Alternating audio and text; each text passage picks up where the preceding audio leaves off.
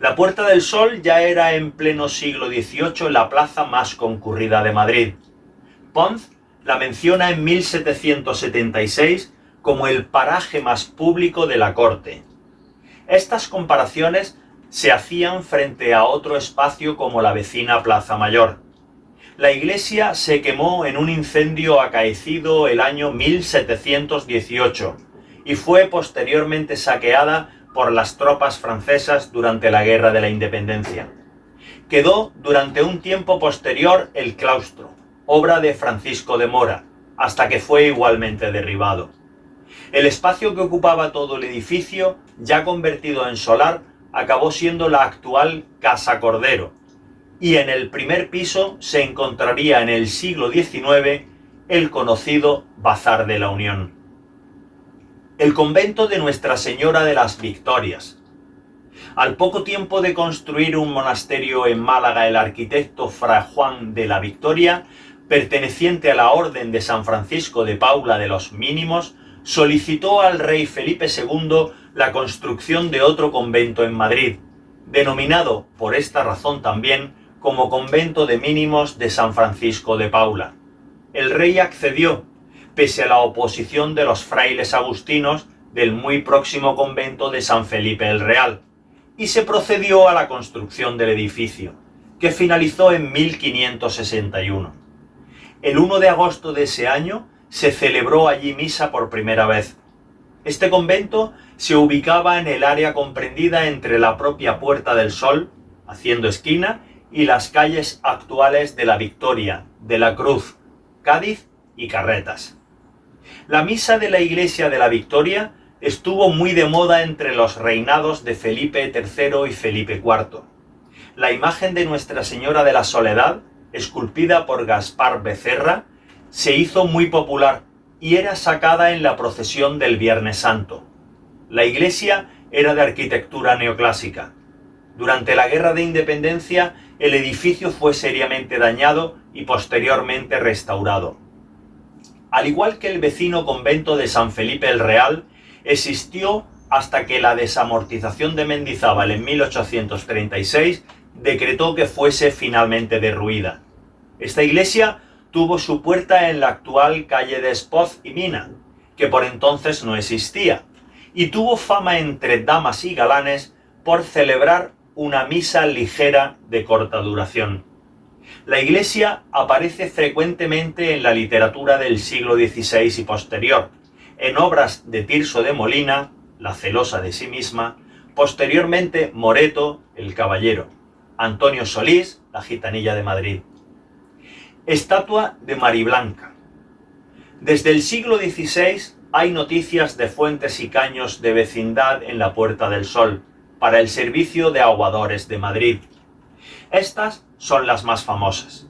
Entre 1630 y 1838 coronó la Fuente de la Mariblanca, nombre popular de la también llamada Fuente de la Fe, Fuente del Buen Suceso, Fuente de Venus o de Diana, según qué cronista, Fuente de las Arpías, por los seres mitológicos que circundaban sus pedestales, o primera fuente ornamental de la Puerta del Sol.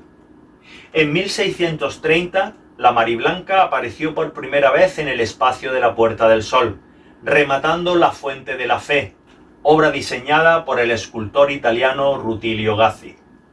El conjunto monumental había sido elaborado por el escultor Antonio de Riera, en colaboración con Guillem de Bona, Martín de Azpillaga y Francisco del Río. En el plano de Mancelli de 1623 solo aparecen en la plaza dibujadas la iglesia del Buen Suceso y la fuente con la estatua de la Mariblanca. Lo mismo ocurre en el plano de Teixeira de 1656. Al parecer, el nombre de Mariblanca le fue dado por los aguadores de la villa como alusión castiza a la blancura del mármol de que estaba hecha. La profesión de aguador, ejercida durante un largo periodo por gallegos y asturianos, se mantuvo en la Puerta del Sol hasta mediados del siglo XIX, cuando llegaron de las canalizaciones del canal de Isabel II. Entre todos los personajes de la época que se congregaban en torno a la fuente, se encontraban los menestrales, personas de oficio mecánico, azacanes, especie de aguador, y criados y domésticos de las casas nobles, que iban a llenar los cántaros de agua. Los viernes, los frailes capuchinos montaban un improvisado púlpito para predicar doctrina cristiana a los transeúntes. Las continuas obras de mejora realizadas en la puerta han hecho que esta pequeña estatua tuviera diversos emplazamientos a lo largo de la historia, existiendo periodos en los que no aparecía en el mobiliario urbano de la misma. Este periplo no evitó la creciente popularidad de su imagen, haciendo que al final del reinado de los Austrias corriera por Madrid el dicho más popular que la Mariblanca. Posteriormente se diría lo mismo de las Cibeles. Asimismo, durante las celebraciones en las que se decoraba la Puerta del Sol, era costumbre engalanar la fuente. La abundancia de agua subterránea en la zona de la Puerta del Sol hace que a mediados del siglo XVIII existieran numerosos pozos en el área de la denominada Calle Ancha, y es destacable que hubiera en este barrio tan céntrico más pozos que en el promedio de Madrid. Es de suponer que el consumo de agua era mayor por el gran volumen de tránsito de personas y animales por la primitiva puerta.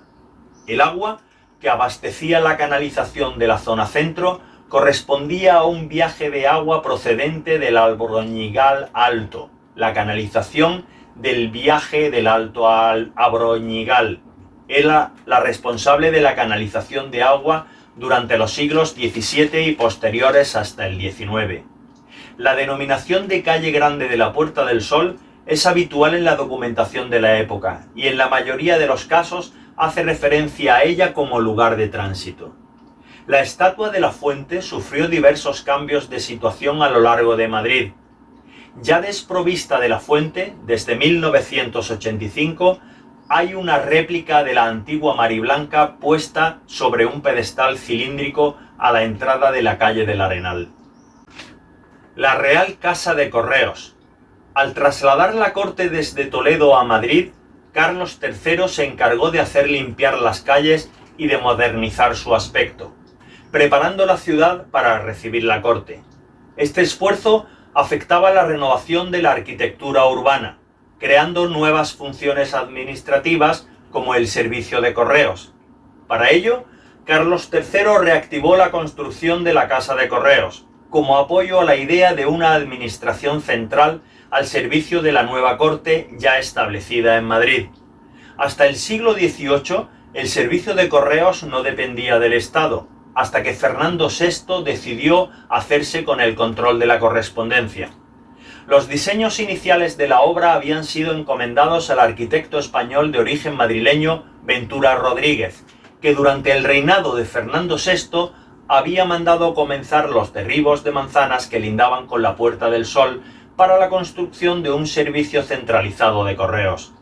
La llegada de Carlos III hizo que las obras del edificio se reasignaran al arquitecto francés Jaime Marquet, que lo finalizó en 1768.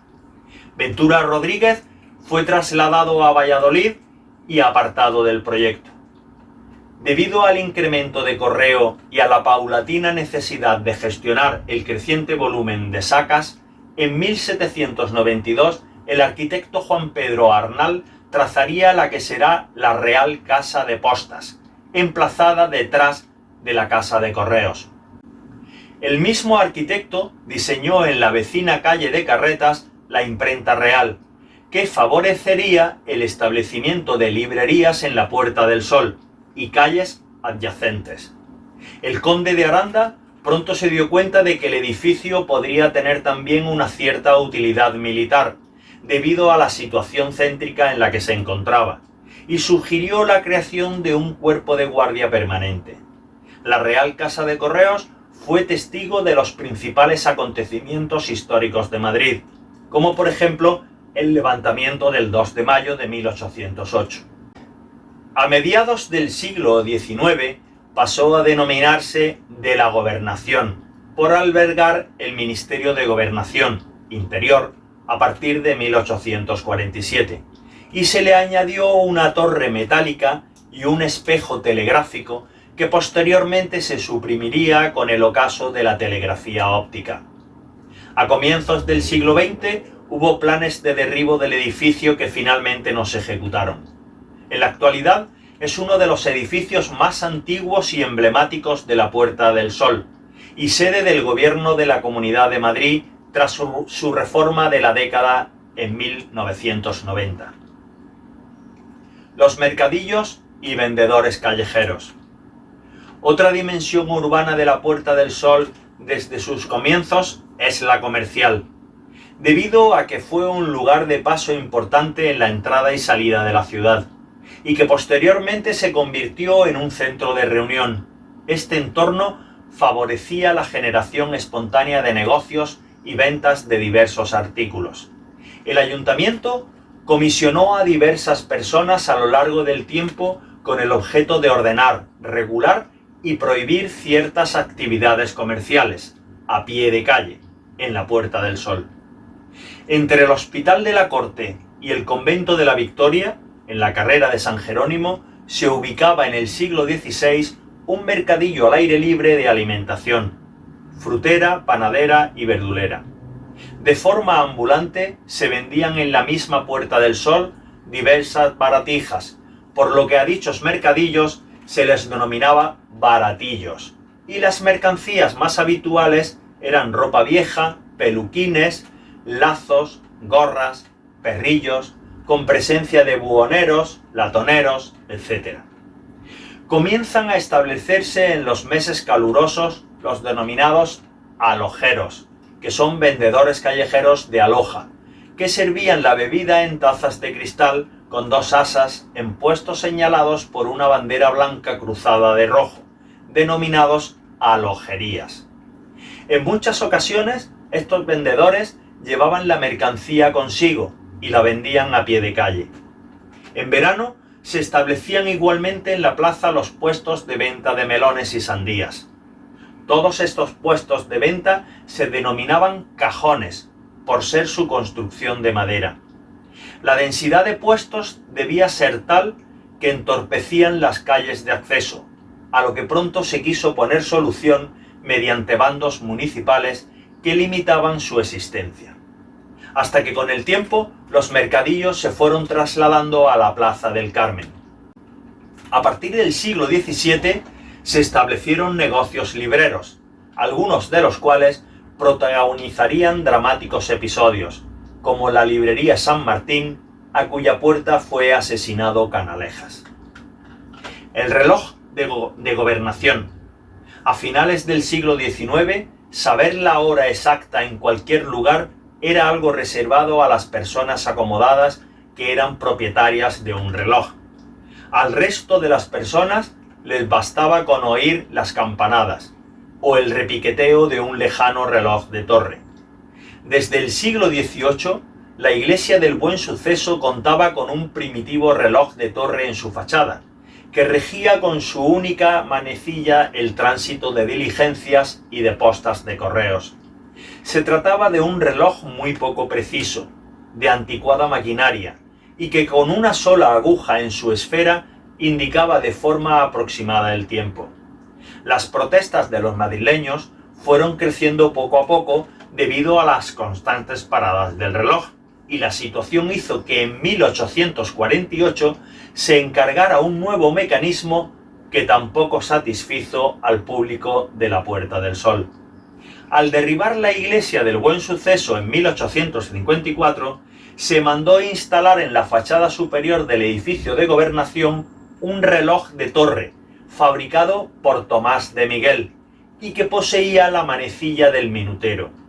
Este nuevo reloj presentaba 3 esferas. Su aspecto era llamativo, pero continuaba siendo poco exacto, y además mostraba a veces una hora distinta en cada una de las 3 esferas. Un dicho popular decía: a nadie dejará descontento, cada uno puede y escoger a su gusto aquella que más le acomode. Con la renovación de la plaza en 1860, al reloj se le añadió una bola que caía al tocar el mediodía, a la que se denominó bola eléctrica. El mal funcionamiento de este primer reloj queda patente en el conocido epigrama de la época: este reloj fatal que hay en la Puerta del Sol, dijo a un turco un español, ¿por qué anda siempre tan mal? El turco con desparpajo contestó, cual perro viejo, este reloj es el espejo del gobierno que hay debajo. La situación de este tercer reloj cambió cuando a partir de 1866 el famoso relojero español Losada instaló uno nuevo con precisión desconocida hasta la época. Sus 12 campanadas a final de año resonarían en toda España.